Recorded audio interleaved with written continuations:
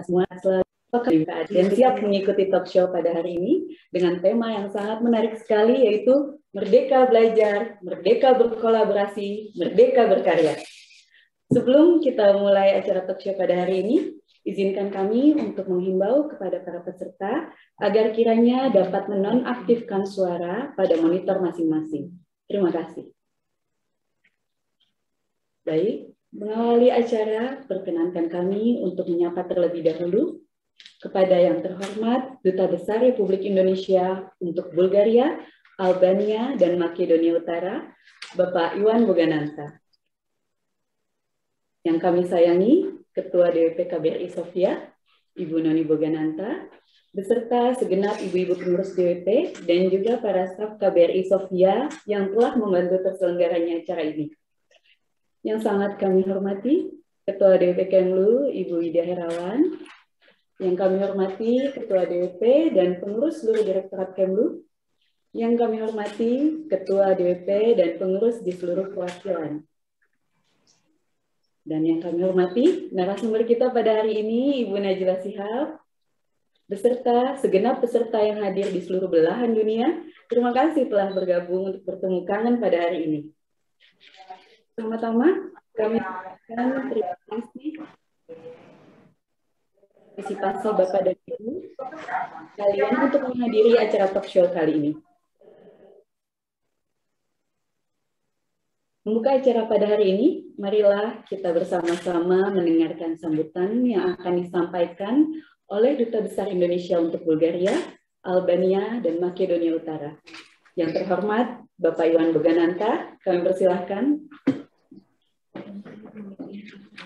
Oke, Assalamualaikum warahmatullahi wabarakatuh. Selamat pagi waktu Sofia, selamat sore waktu Indonesia, salam sejahtera untuk kita semua. Yang terhormat Ketua Dharma Wanita Persatuan Kementerian Luar Negeri, Ibu Widya Irawan, serta jajaran. Yang terhormat Ketua Dewan Dharma Wanita Persatuan Sofia, Ibu Noni, yang juga alhamdulillah istri saya, serta pengurus. Yang terhormat Ketua DWP di seluruh Direktorat Kementerian Luar Negeri beserta jajaran. Yang terhormat juga ibu-ibu Ketua DWP dari semua perwakilan serta jajarannya. Yang terhormat dan juga saya banggakan narasumber kita kali ini seorang pendidik dan juga entrepreneur menurut saya dengan banyak mendirikan sekolah-sekolah, Ibu Najla Shihab atau yang sering dikenal dengan Ibu Ella. Serta yang saya hormati seluruh Bapak Ibu yang hadir sekalian. Alhamdulillah kita panjatkan kehadirat Tuhan Yang Maha Kuasa atas rahmat dan karunia-Nya. Pada hari ini kita dapat mengikuti bersama dalam talk show yang bertema Merdeka Belajar, Merdeka Berkolaborasi, Merdeka Berkarya. Talk show ini sebetulnya merupakan rangkaian kegiatan dari KBRI Sofia dalam rangka memperingati HUT kemerdekaan RI yang ke-76 yang juga bertemakan Indonesia Tangguh, Indonesia Tumbuh. Adapun makna tersebut mendeskripsikan nilai-nilai ketangguhan dan semangat pantang menyerah untuk terus maju bersama-sama mencapai masa depan yang lebih baik.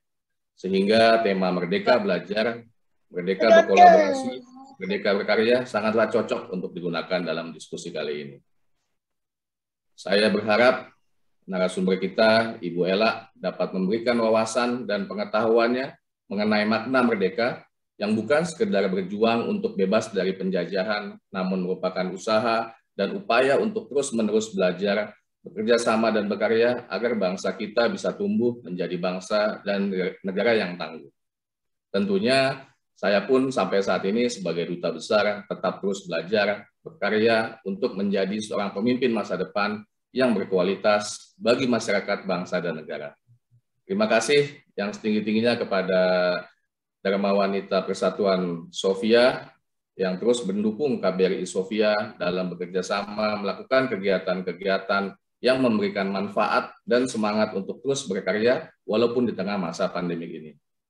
Demikian dari saya, mohon izin apabila nanti di tengah diskusi ini saya tidak bisa ikut sampai selesai dikarenakan saya ada kegiatan selanjutnya, dan kebetulan hari ini adalah hari Jumat, kita ada perbedaan waktu 4 jam, kita juga ada persiapan untuk sholat Jumat.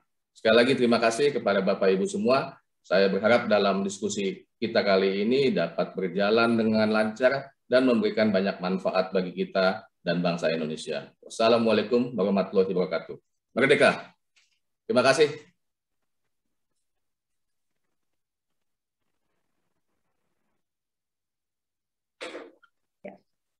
Terima kasih Bapak Dubes atas sambutannya. Setelah kita mendengarkan sambutan dari Bapak Dubes, acara selanjutnya adalah sambutan yang akan disampaikan oleh Ketua DWP KBRI Sofia yang kami hormati dan sayangi Ibu Noni Bogananta. Kami persilakan Ibu.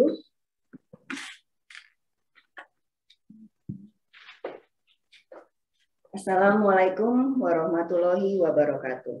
Selamat pagi waktu Sofia, selamat siang, selamat sore waktu Indonesia, dan selamat malam untuk para peserta talk show yang hadir dari seluruh penjuru dunia. Salam sejahtera bagi kita semua.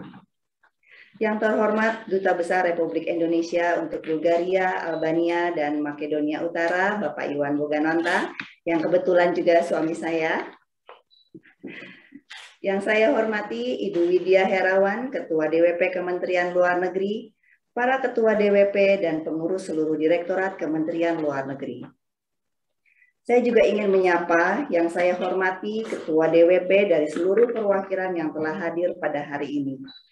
Ibu Firna Mayarvas, Ketua DWP KBRI Den Haag, Ibu Sari Percaya, Ketua DWP KBRI London, Ibu Ferial Hadi, Ketua DWP KBRI Brussel, Ibu Sartika Ugroseno, Ketua DWP KBRI Berlin, Ibu Vivi Karma Pradipta, Ketua DWP KBRI Stockholm, Ibu Berta Jinangkung, Ketua DWP KBRI Tahta Suci Vatikan, Ibu Lita Ridwan Hasan, Ketua DWP KBRI Doha, Ibu Zulfah Saripudin, Ketua DWP KBRI Nairobi, Ibu Kristen Abdi, Ketua DWP KBRI Hanoi, Ibu Yoke Malinda, Ketua DWP KBRI Kuwait, Ibu Vika Raftini, Ketua DWP KBRI Lisabon, Ibu Linda Apriana Rahmanto, Ketua DWP KBRI Manila, Ibu Ika Amar Maruf, Ketua DWP KBRI Tripoli, Ibu Lucy Wahyudin, Ketua DWP KBRI Dakar, Ibu Ati Rahmawati, Ketua DWP KBRI Beograd,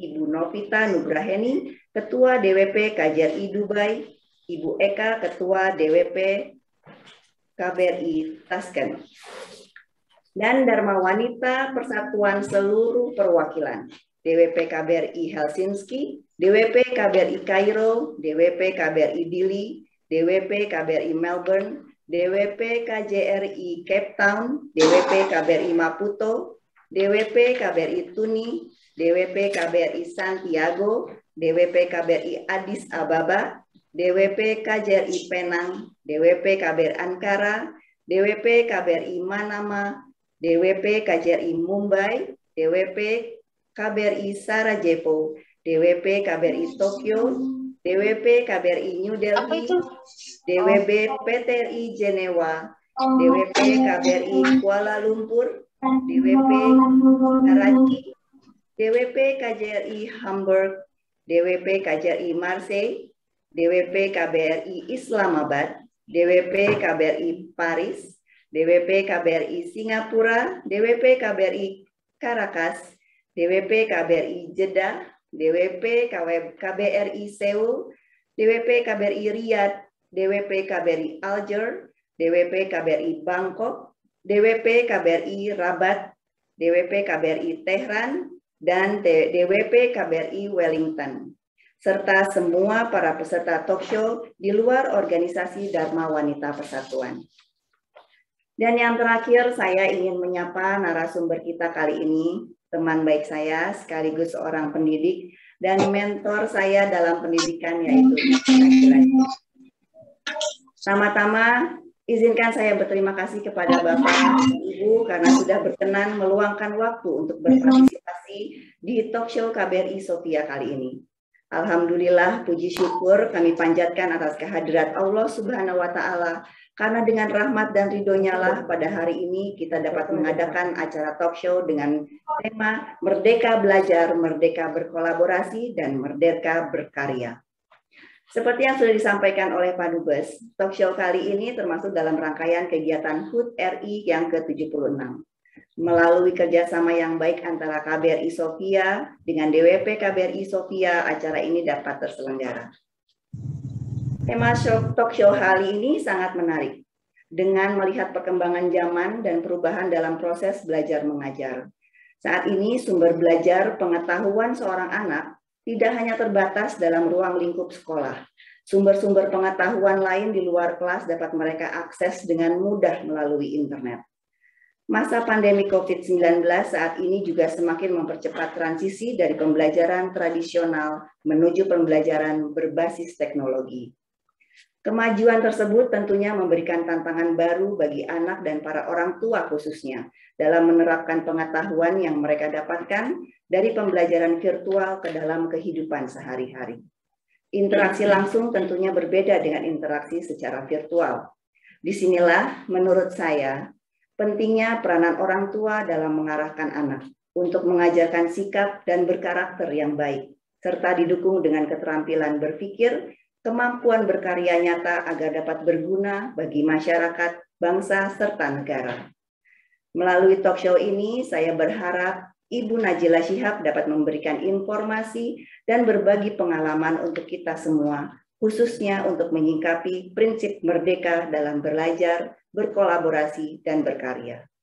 Sehingga cita-cita kita semua agar Indonesia tumbuh menjadi Indonesia tangguh dapat terlaksana melalui proses pendidikan anak-anak Indonesia yang dapat membawa perubahan untuk masa depan. Demikian saya sampaikan, semoga talk show kali ini dapat memberikan manfaat bagi kita semua. Waalaikumsalam warahmatullahi wabarakatuh. Waalaikumsalam warahmatullahi wabarakatuh. Terima kasih atas sambutan yang diberikan oleh Ketua DWP KBRI Sofia, Ibu Noni Bogananta. Selanjutnya, mohon berkenan seluruh peserta untuk sesi foto bersama yang akan saya pandu dalam memberikan aba-aba. Kami persilahkan kepada para peserta talk show untuk open kamera. Bagi yang masih belum, kami persilahkan untuk mengaktifkan kameranya, karena kita akan berfoto bersama.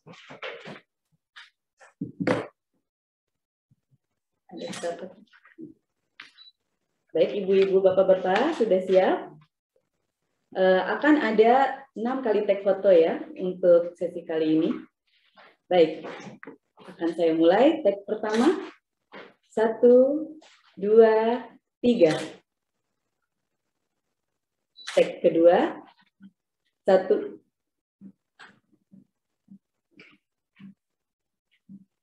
Sebentar. Tag kedua, 1, 2, 3.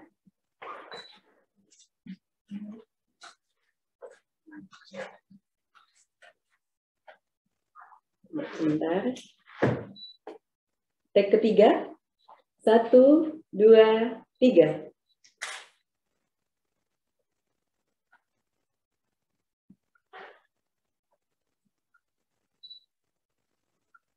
Jangan lupa berikan SIM terbaiknya, Bapak dan Ibu. Tag keempat, 1, 2, 3.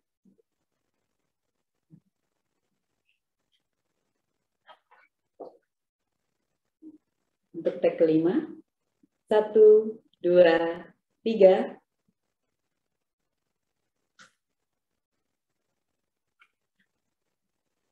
Dan tag yang terakhir,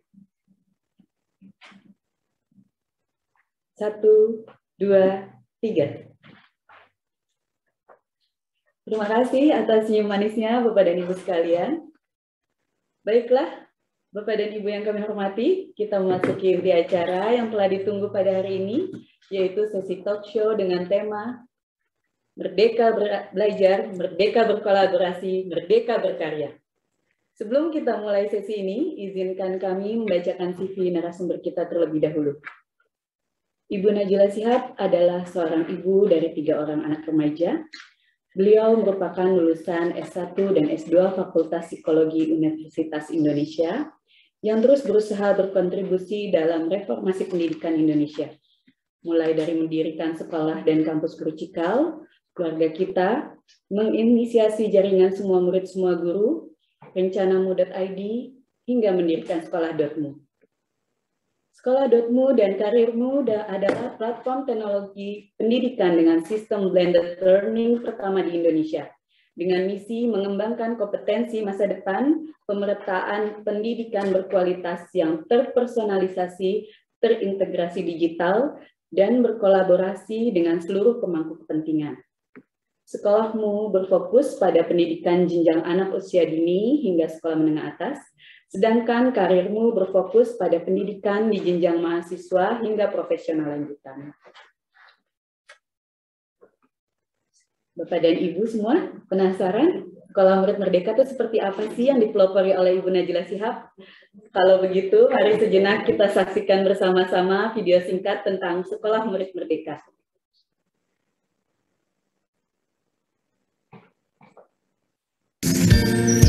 Filosofi apa di balik konsep dari Merdeka Belajar, Merdeka Berkolaborasi, Merdeka Berkarya?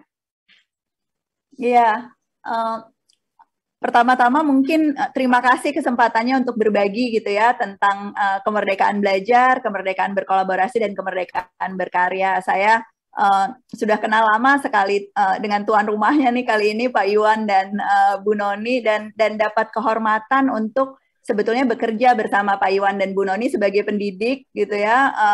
Saya pendidik di sekolah untuk anak-anaknya, Pak Iwan dan Bu Noni pendidik pertama, pendidik utama di rumah. Jadi sejak awal setiap kali bicara pendidikan, saya selalu yakin kita bukan hanya bicara persekolahan Ibu dan Bapak.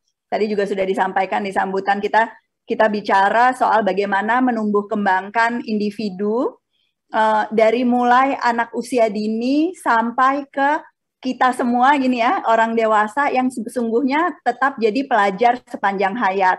Kenapa? Karena dunianya terus berubah, ada perubahan yang nyata seperti yang kita alami dengan pandemi ini gitu ya, perubahannya kelihatan sekali, tetapi sesungguhnya tanpa krisis dan wabah ini pun selama puluhan tahun itu dunia berubah dengan sangat cepat. Nah, tetapi sayangnya, dan ini refleksi saya sendiri sebagai pendidik gitu ya, dunia pendidikan itu perubahannya tidak secepat perubahan sektor-sektor yang lain.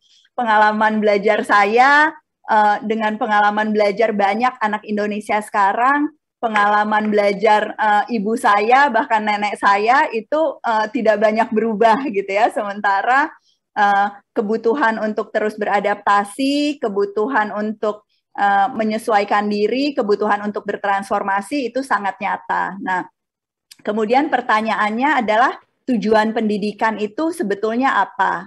Nah, kata merdeka ini memang menjadi kata kunci.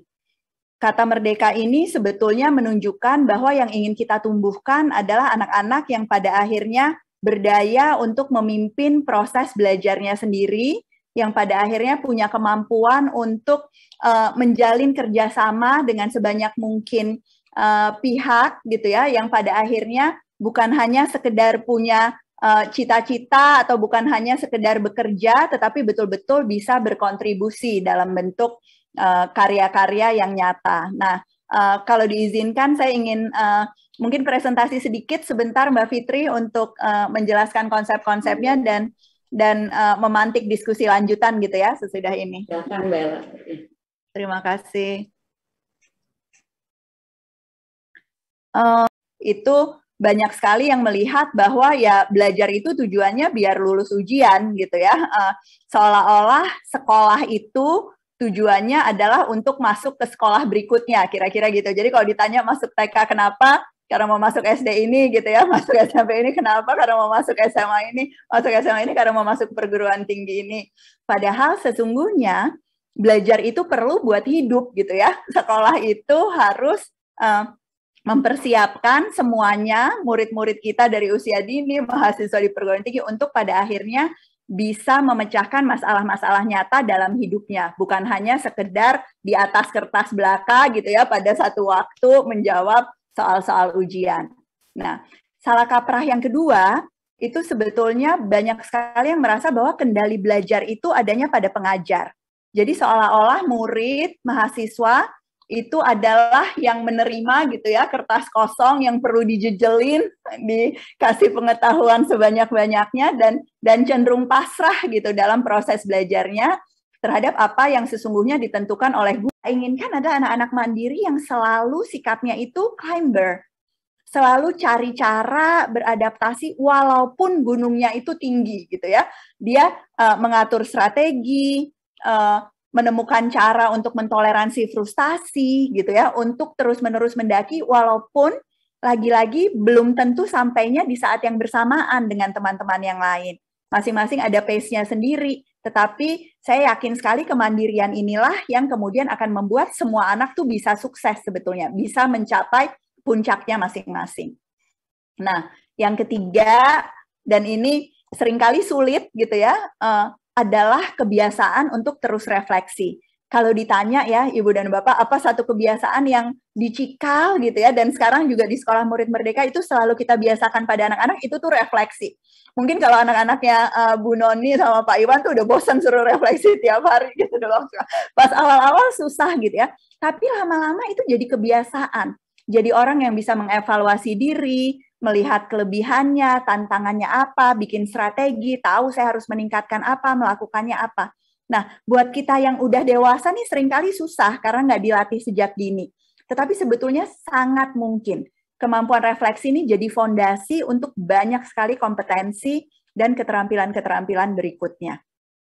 Nah, sesudah punya kemerdekaan belajar, tadi berkomitmen mandiri dan reflektif, kemudian kita yakin tentu bahwa ini modal yang nggak cukup nih kalau harus menghadapi semua tantangan di masa depan. Apalagi yang perlu dilengkapi di pendidikan. Kita ingin individu-individu yang punya kemerdekaan berkolaborasi, berprinsip, komunikatif, dan bisa bekerja sama. Kita ingin individu-individu yang punya kemampuan kemerdekaan berkarya, bisa melakukan inovasi, cerdas, dan berdaya. Nah, ini kompetensi-kompetensi di masa depan.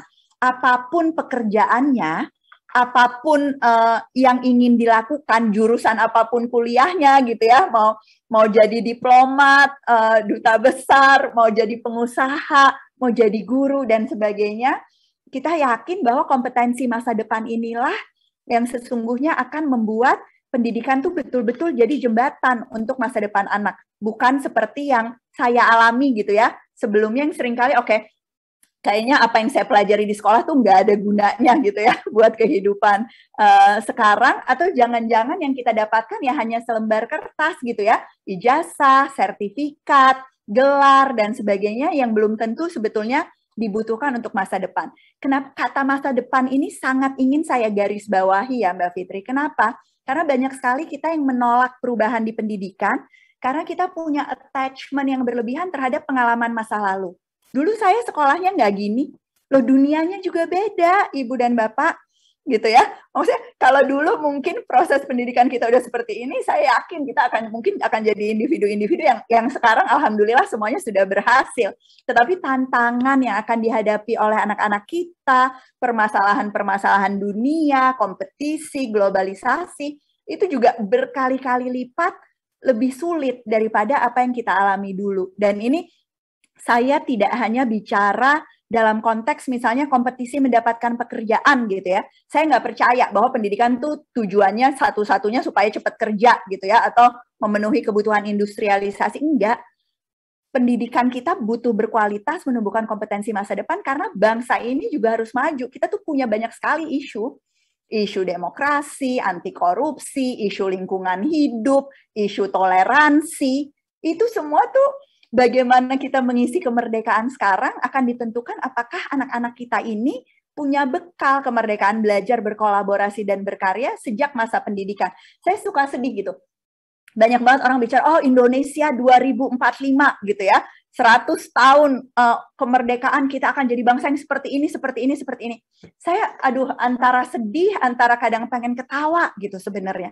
Karena apa? Indonesia 2045, Ibu dan Bapak, itu tuh udah ada sekarang. Di mana adanya? Di ruang kelas dan ruang keluarga kita.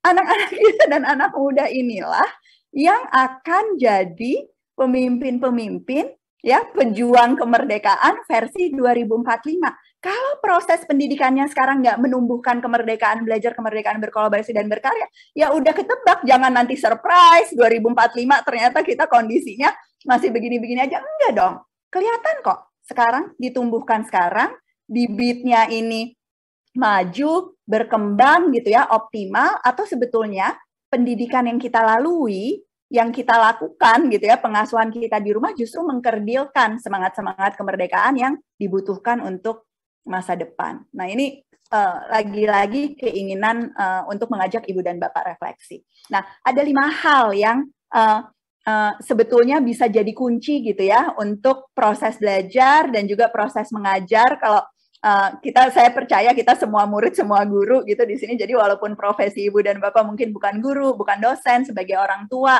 pasti jadi fasilitator belajar, bahkan sebagai pemimpin di organisasi masing-masing, kita itu juga the best leader are always the best teacher, karena kita menumbuhkan individu-individu yang ada di organisasi kita. Nah ini 5 prinsip yang selalu kita coba terapkan dalam belajar, dalam mengajar, bahkan dalam bekerja. Yang pertama, memanusiakan hubungan. Jadi nggak ada proses pendidikan, Ibu dan Bapak, tanpa interaksi yang berkualitas. Pendidikan itu selalu soal hubungan. Kalau saya nggak suka sama guru, kalau saya nggak merasa dipahami, kalau keunikan saya itu nggak ditumbuhkan gitu ya, kalau saya dikerdilkan, nggak dapat empati, itu tidak akan mungkin ada proses pendidikan yang berkualitas. Termasuk dalam konteks di rumah. Kalau anak nggak kita hormati, nggak merasa dipahami perasaannya, mau dinasehatin kayak apa ya, mau kasih sekolah sebagus apa, bahan pelajaran seperti apa, itu bahkan tidak akan ada tuh kemampuannya untuk memahami konsep, membangun keberlanjutan, dan sebagainya. Jadi, it's always about the relationship. Pada saat kita memahami, maka anak akan lebih mudah juga memahami kita. Pada saat kita bersedia melakukan personalisasi, maka fondasinya untuk terus belajar itu jadi akan makin kuat. Nah, yang kedua, memahami konsep. Memahami konsep ini pengalaman yang amat sangat diperlukan karena selama ini banyak sekali yang menganggap tadi pendidikan itu adalah menguasai pengetahuan atau informasi sebanyak-banyaknya. Nah, di era di saat informasi ini justru sudah terlalu banyak, kita harus bisa membedakan mana yang sebetulnya essential understanding, hal-hal yang penting, mana hal-hal yang sebetulnya superficial. Contoh, saya sering banget kasih contoh ini. Kita semua belajar Perang Diponegoro ya, Ibu dan Bapak. Siapa di sini yang nggak tahu Perang Diponegoro? Yang Ibu dan Bapak ingat dari Perang Diponegoro itu apa ya? Apa Mbak Fitri? Ayo belajar nggak Perang Diponegoro? Tahun berapa Perang Diponegoro? Tahunnya. Tahunnya ya. 1825. Ya, Bu Berta nih semangat nih. 1825, 1830. Menjelang maghrib ya Bu Berta. 1830. Nah, itu semua anak Indonesia hafal. Itu penting nggak? Saya nggak pernah sih seumur hidup gitu ya, lagi rapat tiba-tiba, ngomong-ngomong Perang Diponegoro tahun berapa. Itu tuh hanya akan jadi informasi yang penting kalau kita tahu timeline. Historical timeline. Oh, 1825, 1830 tuh Versailles di Perancis, apa ya yang terjadi di tahun itu? Itu Jawa pada saat itu kondisinya seperti apa? Yang terjadi di Sumatera Barat itu seperti apa? Jadi bukan 1825, 1830-nya, tapi bahwa sejarah adalah rangkaian peristiwa yang terjadi di berbagai tempat sebetulnya, bukan cuma dalam konteksnya di Ponegoro gitu ya, yang kemudian akan memengaruhi dampaknya itu apa. Dan yang terjadi sebelum 1825, yang terjadi sesudah 1830, itu juga dipengaruhi oleh apa yang terjadi di Perang Diponegoro. Ada nilai-nilai yang esensial, bahwa kemerdekaan itu segitu pentingnya, sampai ada yang mau meninggalkan keraton gitu ya, meninggalkan gelar bangsawan dan sebagainya untuk memperjuangkan ini. Ada nilai-nilai bagaimana pemahaman agama hidup bersama dengan pemahaman budaya. Banyak banget konsep-konsep yang esensial yang bisa kita terapkan sekarang. Di luar sih 1825, 1830 itu gitu ya. Kalau kita belajar tentang Perang Diponegoro. Tapi dapat nggak anak-anak kita? Enggak. Ya dapatnya 1825, 1830 karena tujuannya jawab soal ujian tadi. gitu kan, bukan untuk memahami konsep yang sebetulnya bermanfaat untuk kehidupan dan untuk profesi apapun. Oh, perang itu selalu ada two sides of the story. Apa perspektifnya VOC? Apa perspektifnya Diponegoro? Apa perspektifnya sultan-sultan lain, Wali Songo pada saat itu terhadap kejadian itu? Saya yakin sebagai diplomat gitu ya, atau pendamping diplomat, Ibu dan Bapak paham banget pentingnya sudut pandang dan perspektif dalam profesi apapun. Anak-anak kita nggak dapat gitu. Pelajaran sejarahnya satu sudut pandang aja terus. Nah, yang ketiga, proses belajar itu membangun keberlanjutan. Faham kaitannya antara apa yang saya pelajari hari ini dengan besok, semester lalu dengan semester ini. Faham kaitan antar mata pelajaran. Ada integrasinya loh. Nanti kalau kita kerja, kita berkarya, jadi pengusaha bukan cuma perlu bisnis manajemen, perlu paham psikologi, perlu paham sejarah, perlu paham tata negara, gitu ya. Nah, kaitan antar bidang ilmu itu harus jadi struktur yang sangat visible dan tangible untuk anak-anak kita. Seringkali petanya adanya cuma di gurunya, cuma di orang tuanya, anaknya kebingungan. Apa ya kaitannya? Rasanya cuma pindah dari satu buku ke buku yang lain, cuma pindah dari satu mata kuliah ke mata kuliah yang lain. Nggak melihat bagaimana mensintesa, mengintegrasi ini. Yang keempat, memilih tantangan. Ini juga sering sekali saya garis bawahi. Kenapa? Karena masih banyak dari kita yang menduga bahwa proses belajar itu target-targetnya harus ditetapkan oleh orang lain. Kata kuncinya memilih. Proses belajar itu harus menantang. Nggak akan ada proses belajar tanpa tantangan. Kalau nggak ada tantangannya, nggak ada susahnya gitu ya, itu berarti kita lagi diam di tempat gitu kan, berada di zona nyaman atau nggak sedang menumbuhkan kompetensi baru. Tetapi bedanya tantangan ini harus dipilih, bukan dipaksakan, bukan dijejalkan. Jadi menetapkan target bersama anak. Oh, target kamu tuh pengen bisa apa semester ini? Pelajaran ini kamu mau berapa? Mungkin beda-beda. Oh, Mam, aku ya, kalau sains tuh aku suka banget. Aku targetku dulu dapat 10 untuk pelajaran ini gitu ya. Tapi kalau bahasa Inggris, aku kayaknya 7 aja cukup deh, Mam. Kenapa? Itu percakapan-percakapan itu membiasakan anak untuk memilih tantangan-tantangannya, menetapkan targetnya, merefleksikannya, itu percakapan yang sangat bermakna sebetulnya. Nah, yang kelima, memberdayakan konteks. Ini juga jadi penting, Ibu dan Bapak, lagi-lagi karena tadi kita cenderung melupakan bahwa proses belajar itu bukan dalam vakum. Yang namanya pendidikan berkualitas di Jakarta, di Papua, di Solo, di Sorowako gitu ya, untuk bisa hidup di Sofia, untuk bisa hidup di Brussels, dan sebagainya, itu bisa jadi pengalaman belajar yang sangat berbeda. Nah, kita perlu memastikan bahwa anak-anak itu mendapatkan apa yang namanya the power of learning. Kalau saya udah belajar ini, kemudian saya akan punya kemampuan untuk melakukan apa. Nggak usah di dunia dulu, di rumah aja deh. Di rumah saya bagaimana saya bisa memberdayakan konteks ini? Oh, saya belajar makan sehat.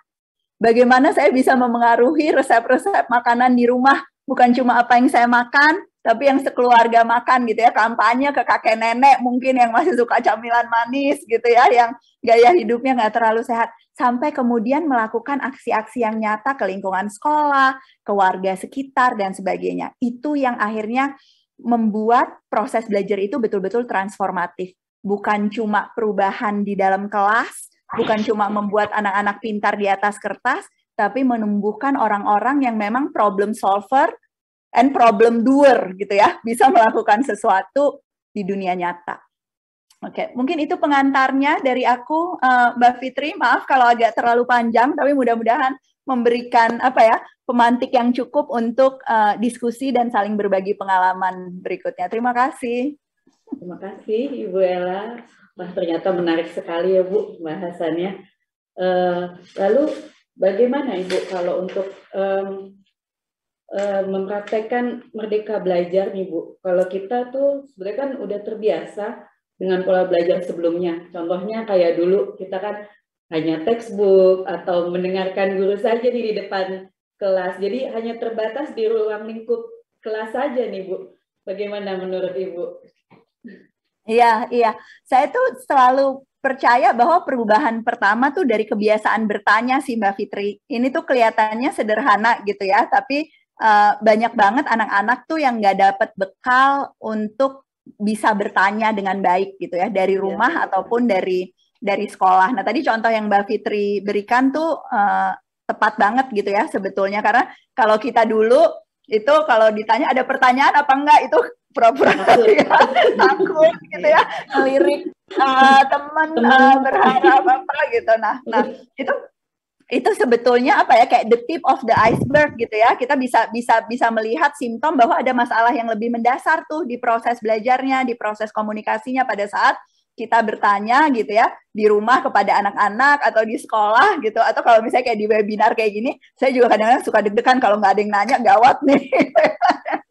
Nah, jadi kebiasaan bertanya itu satu keterampilan yang perlu kita tumbuhkan ke anak-anak kita, dan itu yang membuat sebetulnya proses belajar bisa menerapkan 5M tadi. Jadi kalau di kelas saya selalu bilang sama guru, mulailah pertanyaan dari pertanyaan murid. Jadi jangan pertanyaan guru. Karena kalau udah ada keingintahuan yang natural gitu ya, saya pengen tahu apa, terus kemudian oh bagaimana ya cara kamu mencari tahu ini gitu ya, sehingga proses inquiry, menemukan dan sebagainya. Di rumah pun begitu gitu ya. Anak-anak yang harusnya memulai percakapan. Seringkali kita tuh udah datang dengan agenda kita sendiri. Oke, mami mau ngomong ini gitu ya. Terus satu arah gitu kan. Nggak ada sebetulnya komunikasi atau pertanyaan dua arah. Dan gini, jadi belajar itu dimulai dengan pertanyaan dan diakhiri dengan pertanyaan lagi yang lebih banyak lagi gitu ya. Dan itu yang membuat kemudian siklusnya berjalan terus-menerus gitu. Kira-kira itu. Jadi mulailah dengan terampil bertanya. Terima kasih Bu Ella. Apakah dari Ibu Dubes ada pertanyaan untuk Mbak Ella? Mbak Noni udah mahir. Aduh, apa kabar Mbak Ella? Baik, alhamdulillah. Aduh, kalau ketemu Mbak Ella nih langsung kepikirannya, aduh apa yang mau tanya mana anakku ya? Aduh apa ya yang ya alhamdulillah. Tapi Mbak Ella gini ya, di sini tuh kita kan anak-anak saya, apalagi Mbak Ella sudah tahu tiga-tiganya anak saya di sekolahnya Mbak Ella ya waktu itu sebelum kami pindah. Perubahan mereka untuk pindah ke sekolah yang baru, untuk lingkungan yang baru, bahasa yang baru, itu tuh pembelajaran tidak hanya untuk anak-anaknya aja. Untuk saya sebagai orang tuanya juga ya sama-sama belajar, karena mereka benar-benar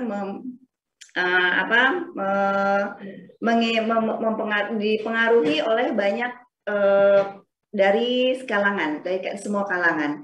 Nah, itu gimana ya Mbak Ella untuk saya sebagai orang tua juga anak-anak, biar kita tetap sesuai dengan apa yang tidak keluar jalur, tetap sesuai dengan kurikulumnya atau pembelajarannya, sedangkan pilihannya pasti berbeda. Apa yang kita dulu di negeri kita sendiri dan sekarang di luar, pilihannya mungkin pasti beda, dipengaruhi oleh teman-teman, dipengaruhi oleh lingkungan, itu pasti akan berbeda. Gimana kita akan tetap harus terus di jalannya, apa kita membiarkan mereka bebas berpilih, atau gimana tuh Mbak Ella? Iya, makasih Bu Noni. Jadi pilihan ini kan bisa macam-macam ya. Jadi gini, saya mau kasih gambaran mungkin.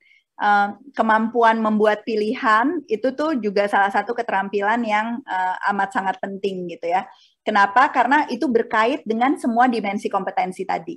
Pilihan yang dibuat sendiri itu biasanya komitmennya juga jadi lebih tinggi gitu kan. Nah, kemandiriannya untuk menjalankan pilihan itu juga lebih tinggi. Dan kemudian bukan berarti pilihan itu jadi sesuatu yang nggak bisa diubah gitu ya, selama proses refleksinya juga dijalankan terus gitu. Nah, jadi kalau anak-anak kita sudah punya kemampuan untuk memilih, itu sebetulnya berarti udah ada modalnya tuh, ya, bisa mengambil keputusan, bisa membandingkan dan sebagainya. Kadang-kadang mungkin kita agak nggak srek nih sama pilihannya gitu, atau kita merasa kayaknya, aduh salah kamu. Iya. Ya, dari itu kalau kecil gitu itu mungkin salah milih baju nggak matching gitu ya.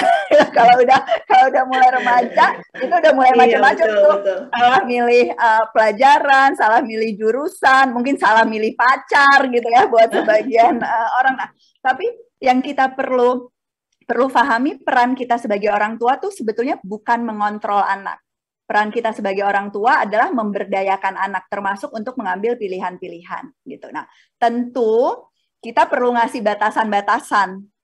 Nah ini batasan ini yang seringkali kita lupa juga gitu ya. Jadi kamu memilih di dalam batasan tertentu, persis seperti yang Bu Noni bilang tadi. Kenapa? Ya karena kita punya values gitu ya, apa yang kita percaya di keluarga ini. Karena ibu punya pengalaman tertentu di situ, itu perannya orang tua. Dan nggak apa-apa, Bu. Memberi batasan kepada anak tuh bukan cuma nggak apa-apa, tapi amat sangat perlu. Itu peran orang tua yang paling penting.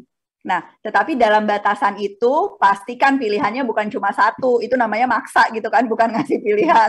Atau ngasih pilihan tapi sambil ngancam gitu ya. Kalau kamu milih itu, ibu nanti begini-begini, itu sama aja ngasih. Jadi pastikan tetap ada jalur-jalur di mana mereka merasa berdaya untuk memilih.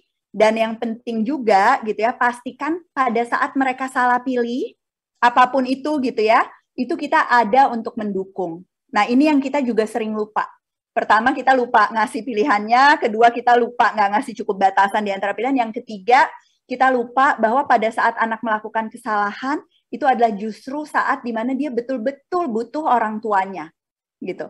Seringkali kita pada saat anak melakukan kesalahan, wah ternyata aku salah pilih pelajaran ini, ternyata temenku kayak gini. Itu reaksi pertama kita kan, ibu udah bilangin gitu kan, jangan kayak gini. Kita lupa untuk berempati dan sebagainya. Jadi saya suka bilang, kayaknya aku pernah cerita deh sama Bu Noni ini. Aku tuh kadang seneng kalau anakku salah gitu ya, melakukan sesuatu gitu. Karena saya merasa justru kesempatan di saat mereka kecil, di saat mereka muda, itu adalah kesempatan untuk mereka berlatih berdaya, membuat keputusan, dan belajar dari kesalahannya. Nah, selama kita dampingi, kita pastikan mereka ada refleksi berikutnya, insya Allah nggak salah pilih lagi gitu ya. Dari nggak salah pilih teman lagi, nanti nggak salah pilih pasangan, dan sebagainya. Nah, karena kalau nggak mengalami, hanya dinasehati atau kita larang, itu seringkali anak-anak juga pada akhirnya akan sulit membuat keputusan-keputusan sendiri. Mungkin itu mudah-mudahan menjawab, Bu Noni.